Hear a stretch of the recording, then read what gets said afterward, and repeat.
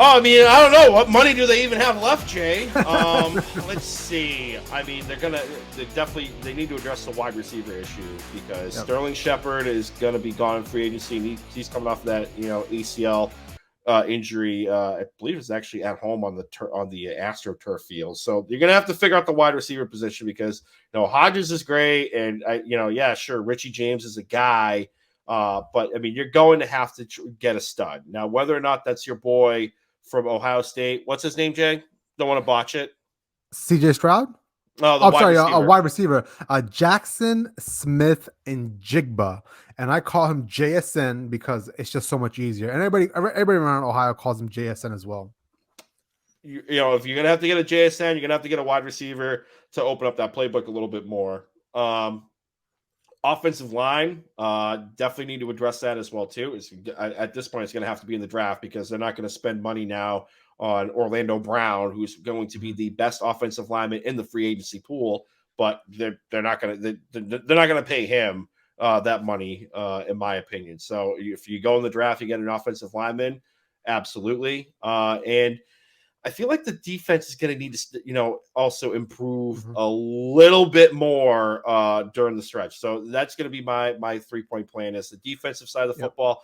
Dexter Lawrence looked fantastic. He looked like the first round draft pick that he was at 13 a couple of years ago. I mean, Leonard Williams, I'm not too sure off the top of my head what his contract looks like.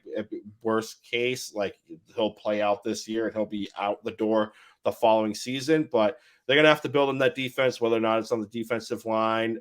Personally, I think that secondary needs to be addressed first out of anything because they were burnt toast at times during the season. But that defense definitely needs to be looked at if they're going to make a run in the playoffs, even if it is the still NFC least. I'm not buying that NFC beast bullshit. Nope. So my first point was going to be figure out the Daniel Jones contract / tag situation. That obviously has already been taken care of today. We hit this in the earlier part of the podcast, rewind and listen to it. We went in fairly hard on the fact that we think that Daniel Jones fleeced the New York Giants. He basically took him for a ride. So don't want to elaborate too much on that one because we already hit on that one. But then the second one is you've got to develop Evan Neal. Like Evan Neal was going to be that plug and play, high prize Alabama offensive lineman. You stuck him there last year and he's going to be phenomenal.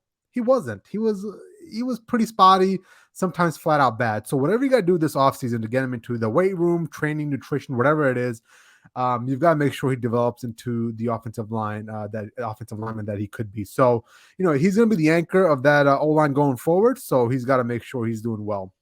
And then finally, number 3, you hit on it as well.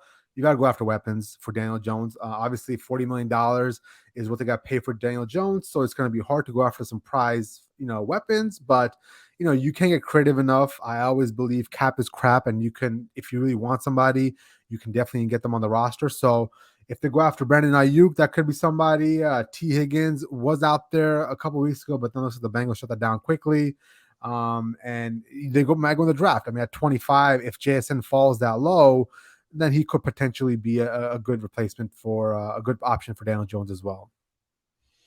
You think Joe Shano's going to be drastic in the draft and maybe move up the board to get him? If he's reading the board and he sees like JSN might be going before he gets a shot at the apple, you think he'll get up to the 15s?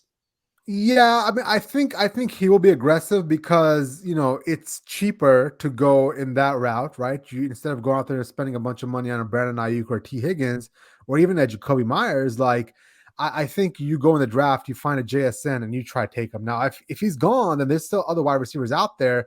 It is a little bit of a weaker wide receiver class. I think in general, and we'll hit on this more in the next couple of weeks, but this is a fairly weak class for most prospects. Like I can't think of one standout position like, oh my God, there's like 10 of them there. So I think it's going to be a little bit of an interesting play for the Giants. But if they really like somebody, they better be aggressive because there's not many talented wide receivers in the draft this year.